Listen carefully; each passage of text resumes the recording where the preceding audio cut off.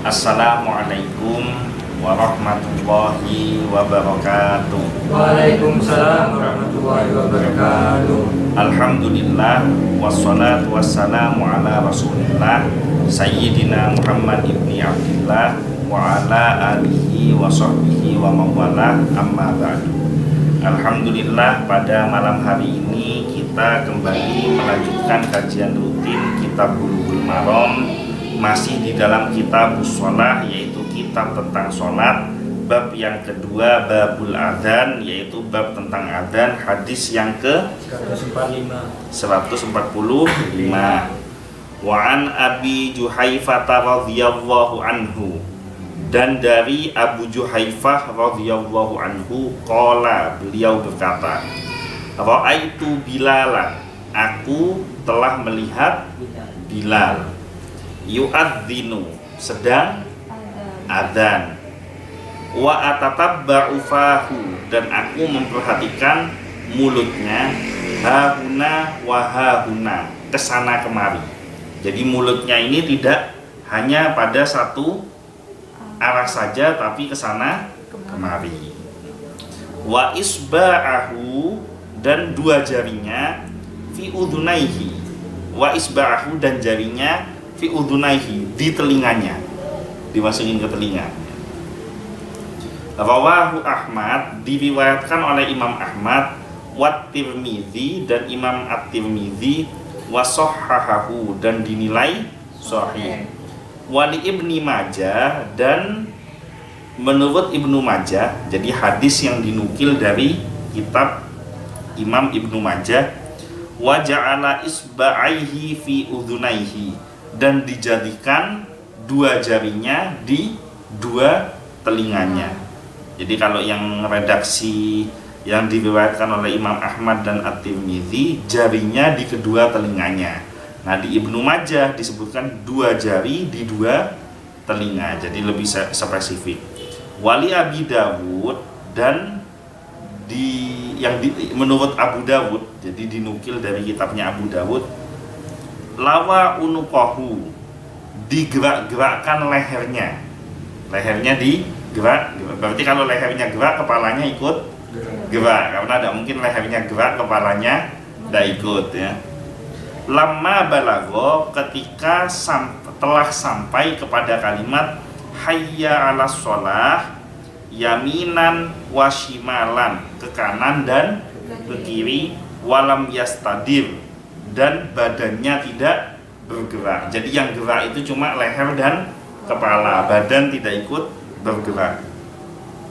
Wa asluhu, dan asal dari hadis ini, fis sahihaini, dari Sahihain. Sahihain itu sama dengan muttafaqun alaih, yaitu Imam Bukhari dan Muslim. Bisa dipahami maksud dari hadis ini? Saya jelaskan lebih spesifik lagi. Faedah hadis, syarah hadisnya, pertama, dianjurkan untuk menggerakkan leher ke kanan dan kiri pada waktu adzan, namun tidak dijelaskan cara menolehnya bagaimana. Kan tidak ada penjelasan secara spesifik cara menolehnya, tapi dianjurkan untuk menggerakkan ke kanan dan ke kiri. Yang kedua, yang dipahami di dalam hadis, kalimat hayya 'alas sholah menoleh ke kanan, sedangkan hayya 'alal falah menoleh ke kiri. Jadi hayya 'alas sholah, hayya 'alas sholah, hayya 'alal falah, hayya 'alal falah, jadi ke kanan dan ke kiri. Yang ketiga, menoleh ke kanan dan ke kiri adalah pada keseluruhan kalimat adzan. Jadi ada dua pendapat ulama, ada beberapa pendapat, ya. Pendapat yang pertama menyampaikan bahwa menoleh kanan dan kiri hanya pada kalimat hayya 'alas sholah dan hayya 'alal falah. Khusus hayya 'alal sholah menoleh ke kanan, hayya 'alal falah menoleh ke kiri. Nah, tetapi ada ulama yang mengatakan bahwa menoleh ke kanan dan ke kiri itu keseluruhan kalimat adzan. Jadi setiap satu kalimat menoleh kanan, kalimat berikutnya menoleh kiri, kalimat berikutnya balik lagi ke kanan.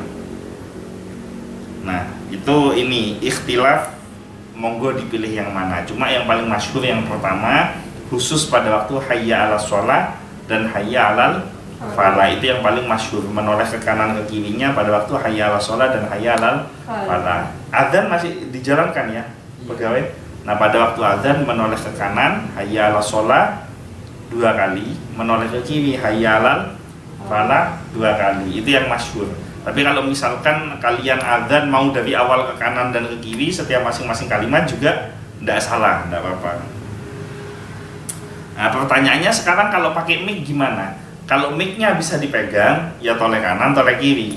Tapi kalau mic-nya tidak bisa dipegang, kan ada mic yang yang ceket itu kan mic-nya kan, ya kamu tidak perlu toleh kanan, toleh kiri supaya suaranya lebih jelas.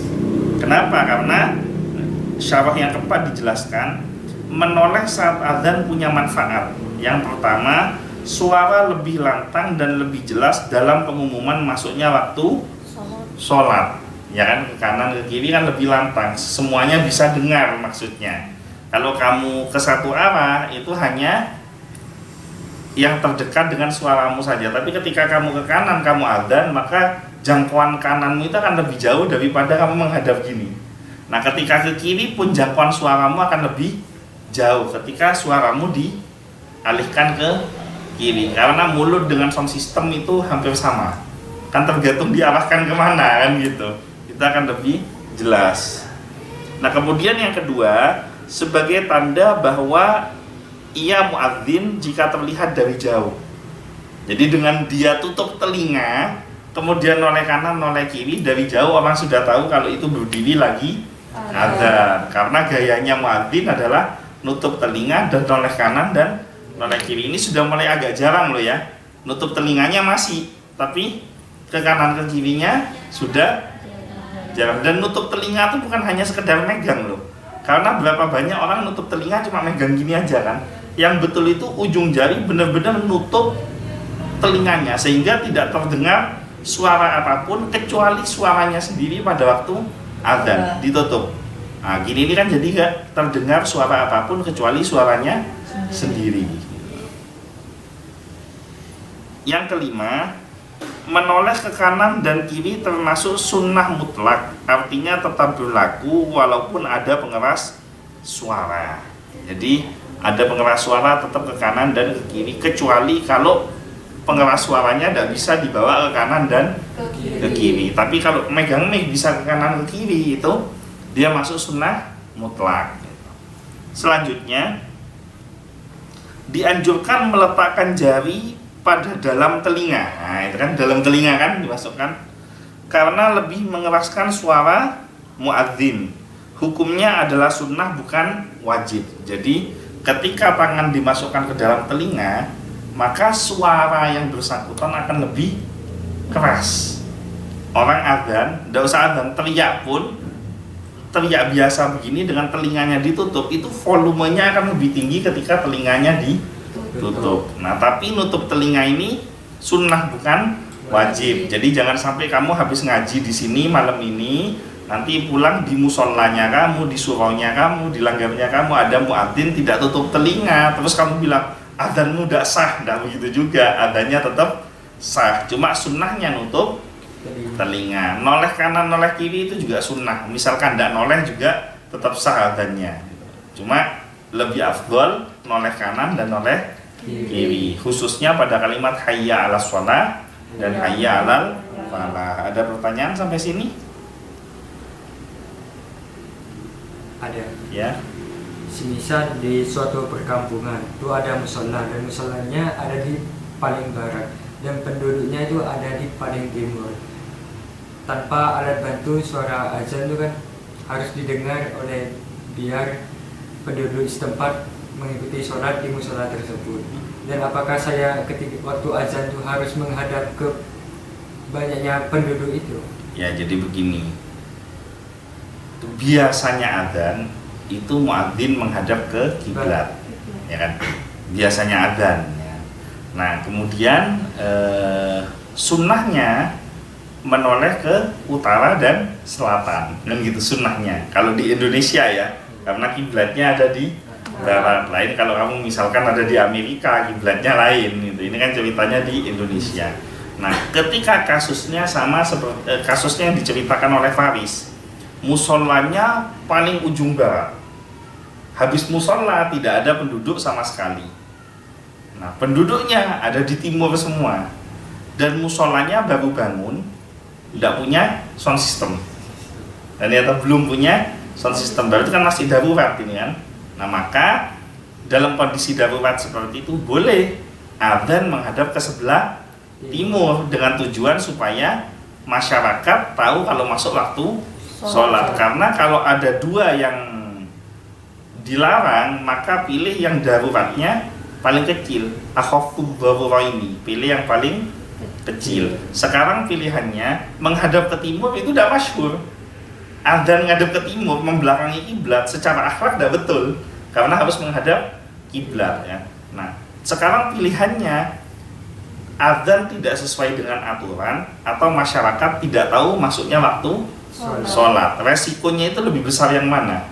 Daruratnya lebih besar kalau masyarakat tidak tahu masuk waktu sholat. Maka dalam kondisi ini tidak apa-apa menghadap ke masyarakat walaupun membelakangi kiblat. Tapi ajak masyarakat untuk pelan-pelan nabung supaya beli speaker. Nah, begitu ada speaker menghadap ke kiblat, speakernya yang dihadapin ke masyarakat, ke timur. Jangan terus-terusan sampai 5 tahun ke depan Pak Kun tetap ngadep ke barat, speaker tidak ada speakernya, tetap ngadep ke timur gitu ya. Jelas ya? Ada lagi yang lain?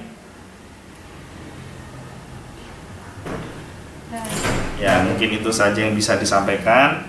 Mudah-mudahan semuanya panjang umur, sehat, selamat dunia dan akhirat, dan mudah-mudahan kita semua mendapatkan syafaat dari Nabi Muhammad SAW. Al-Fatihah.